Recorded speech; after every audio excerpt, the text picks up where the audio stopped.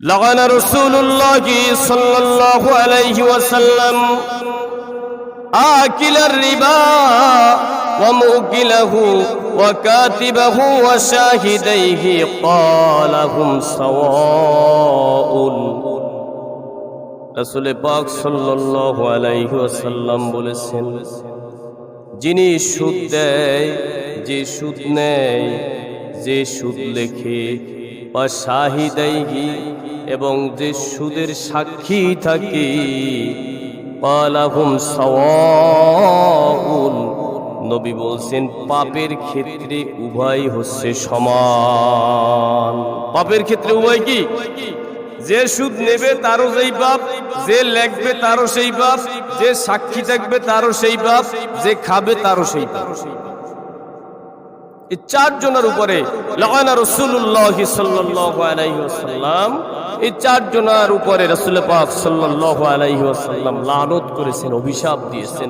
তো আমরা যারা সুদের সঙ্গে জড়িত আছি প্রত্যক্ষ এবং পরোক্ষভাবে, আল্লাহ তাআলার রাসূলের লানত থেকে বাঁচতে হলে অবশ্যই আমাদের সুদ থেকে বেরিয়ে আসতে হবে, ঠিক কিনা? বেরিয়ে আসা লাগবে কিনা? এটা সাধারণ মনে করা যাবে না, সাধারণ ব্যাপার মনে করা যাবে না, বড় কঠিন ব্যাপার। আপনি খাচ্ছেন বা আপনি এর সাথে সংশ্লিষ্ট আছেন, এটা যে হারাম, এটা যে অবৈধ, এটা জেনে সংশ্লিষ্ট থাকুন, কিন্তু এটাকে হালাল বাবা যাবে। আমরা মনে করি যে সুদে আমি টাকা পয়সা লাগাইলে এটা টাকার ব্যবসা বলে আর কি। এখন আর সুদ বলে না, এখন বলে ইন্টারেস্ট। তো সুদে আমি টাকা পয়সা লাগাইলে আমার ধন সম্পদ বৃদ্ধি পায়, আসলে এতে ধন সম্পদ বৃদ্ধি পায় না। এখন আল্লাহ কুরআনুল কারীমে আল্লাহ তাআলা বলছেন যে সুদের ব্যবসা করলে বা সুদের সঙ্গে জড়িত থাকলে বা সুদ দিলে আমরা দেখি যে ওই লোকটা তার সুদের ব্যবসা আছে, সে কত লক্ষ লক্ষ টাকা ইনকাম করতেছে, কিন্তু আল্লাহ তাআলার দৃষ্টিতে তার সম্পদ বাড়ে না। আল্লাহ রাব্বুল আলামিন বলছেন, ওয়া মা আতাইতুম মির রিবাল লিয়ারবু ফি আমওয়ালিন নাসি ফালা ইয়ারবু ইনদাল্লাহ ওয়া মা আতাইতুম মিন যাকাতিন তুরিদুনা ওয়াজহাল্লাহি ফাউলাইকা হুমুল মুদঈফুন।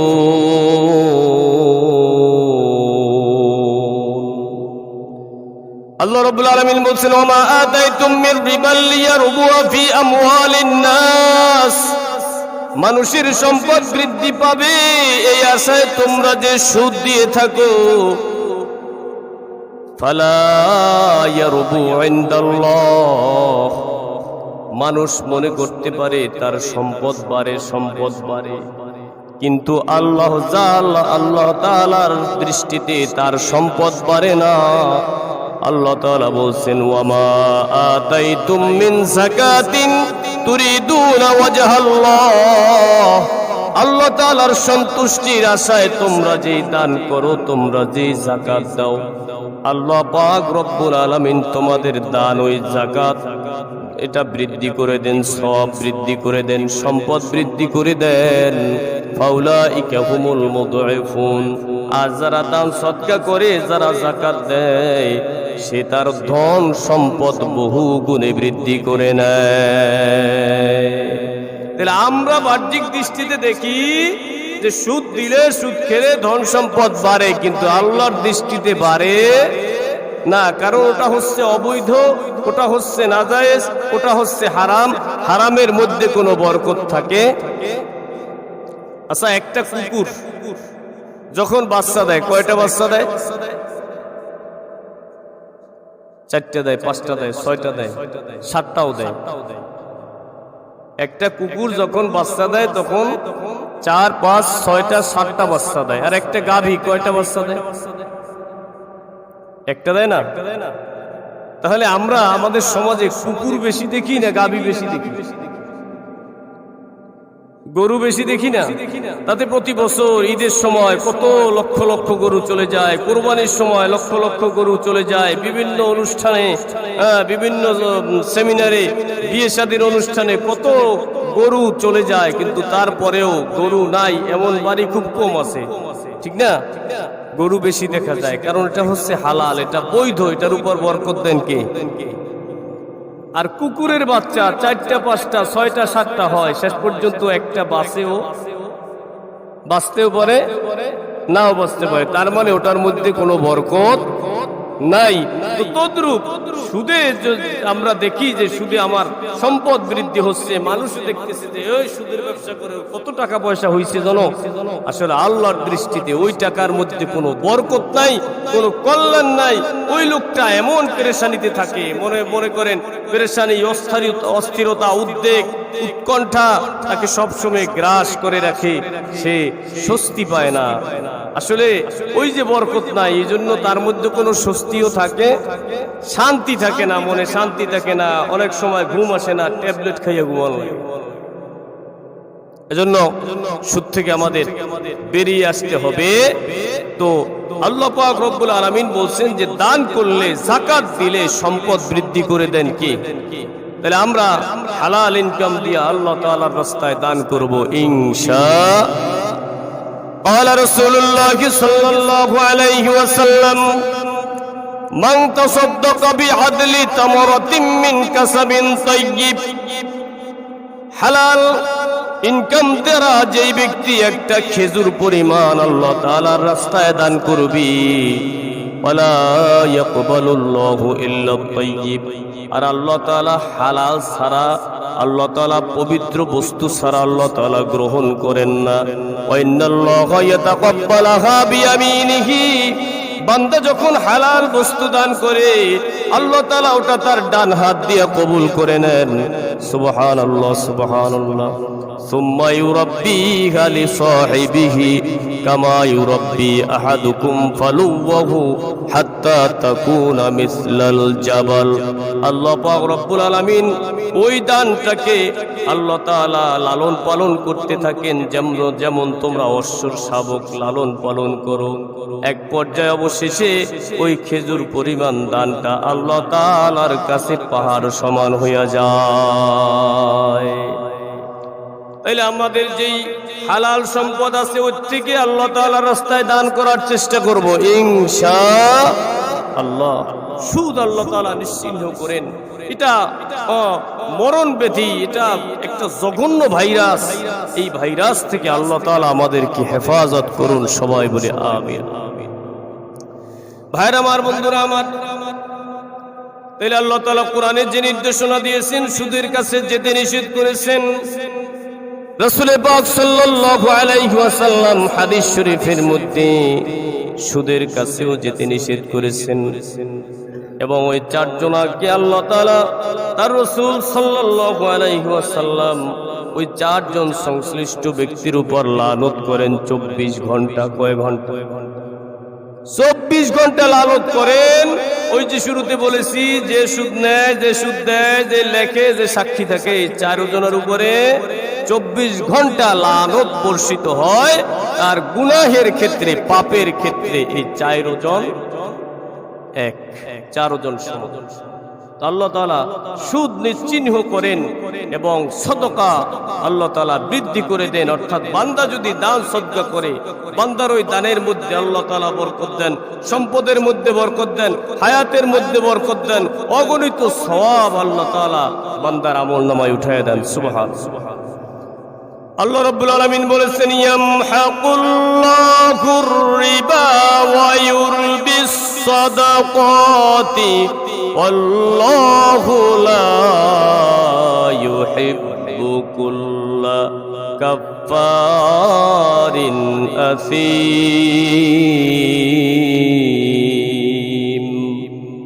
আল্লাহ রাব্বুল আলামিন ইয়ামহাকুল্লাহুর রিবা, আল্লাহ তাআলা সুদ নিশ্চিহ্ন করেন, ওয়া ইউরবিস সাদাকাতি, আল্লাহ তাআলা সদকা বর্ধিত করেন। তার মানে হলো বান্দা দান করবে, বান্দা যাকাত দিবে, আল্লাহ তাআলা সম্পদ বৃদ্ধি করে দিবেন। যাকাত শব্দের একটা অর্থ হচ্ছে বৃদ্ধি পাওয়া।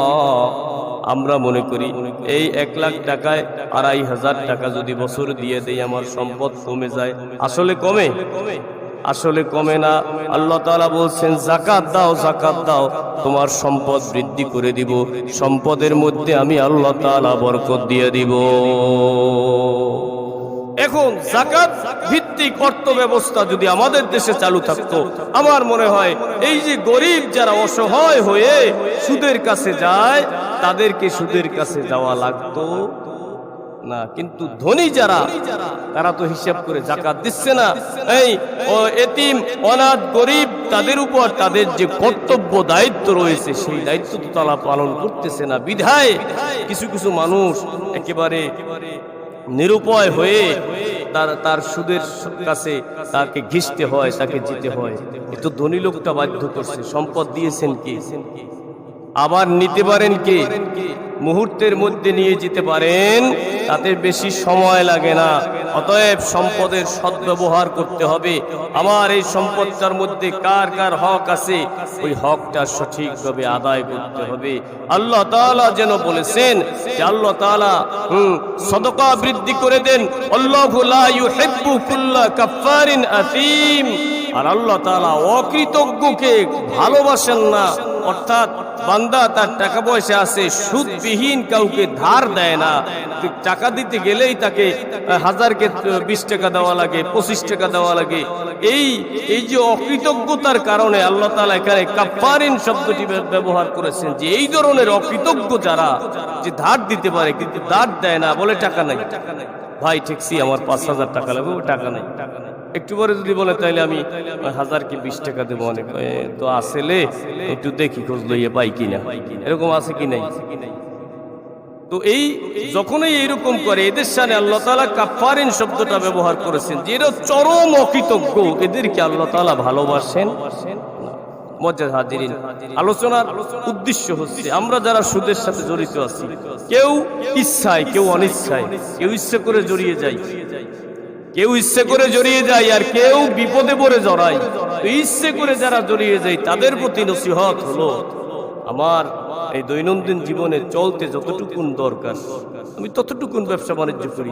আমার কোটি কোটি টাকার ব্যবসা করা লাগবে এমন কোনো কথা আছে? আমি যদি এখানে স্বচ্ছ থাকতে পারি, তাও কবরে আমার লাভ, হাসরে লাভ, মিজানে লাভ, পুলসিরাতে লাভ। আর আমি যদি চিন্তা করি দুনিয়ায় 40, 50, 60, 70 বছরের জিন্দেগি এই সুদে খুশি মিলাইয়া আরাম আয়াস করে যাই, লক্ষ লক্ষ টাকার ব্যবসা খুলি, নিজের 1 টাকাও নয়, সব সুদ। এরকম ব্যবসা তো আপনাকে করতে বলা হয় নাই। আপনার পুঁজি যতটুকুন, ব্যবসা ততটুকুন করেন, সুদের সাথে জড়াইয়েন না, খবরদার। এটা জঘন্যতম অপরাধ, জঘন্যতম অপরাধ। আল্লাহ পাক রব্বুল আলামিন যখন এই সুদের আয়াত নাযিল হয়, তখন আল্লাহ পাক রব্বুল আলামিন মুমিনদেরকে বলতেছেন, হে ঈমানদারগণ, ইত্তাকুল্লাহ, আল্লাহ তাআলাকে ভয় করো, ওয়াদারু মা বাকিয়া মিনার রিবা, সুদের যে অংশ বাকি আছে ওটা তোমরা ছেড়ে দাও। আল্লাহ রাব্বুল আলামিন বলছেন, ইয়া আইয়ুহাল্লাযীনা আমানু তাকুল্লাহা ওয়া যারু মা বাকিয়া মিনার রিবা ইন কুনতুম মুমিনিন।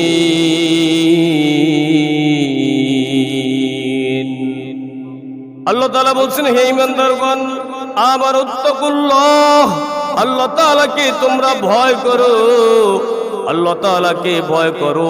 ওয়াদারু মা বাকিয়া মিনার রিবা, অর্থাৎ সুদ নিষেধাজ্ঞা হওয়ার আগে তোমরা যে সুদ নিয়েছো তো নিয়েছই, এরপরে তোমরা আর কোনো সুদ চাইবে না, এরপরে আর কোনো সুদ চাইবে না। যা এই আয়াত নাজিল হওয়ার আগে, সুদ হারাম হওয়ার আগে তোমরা যে সুদ নেছো ওটা তো নেছোই, এরপরে যা বাকি আছে, ওয়াদারু মা বাকিয়া মিনার রিবা, সুদের যে অংশ বাকি আছে ওটা তোমরা ছেড়ে দাও, ইন কুনতুম মুমিনিন, যদি তোমরা মুমিন হয়ে থাকো।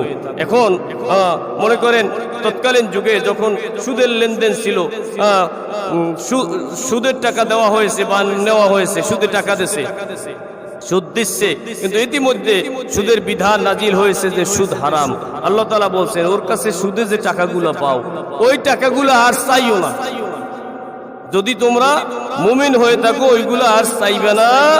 তবে তোমরা যে তাকে সুদ দিয়েছো ওইটা সে কেটে, ওইটা হিসাব করে সে যদি মূলধন থেকে তোমাদের কেটে দেয় সেটা তোমাদের উপর জুলুম করা হবে। অতএব তোমরাও সুদের টাকা চেয়ে জুলুম করবা না, আর তারাও তোমার মূলধন কেটে তোমাদের প্রতি জুলুম করবে না। মূলধন যেটা ওটা তোমার প্রাপ্য। এখন সুদ নিষিদ্ধ হয়েছে, এখন আর সুদ তোমরা চাইতে পারবা না।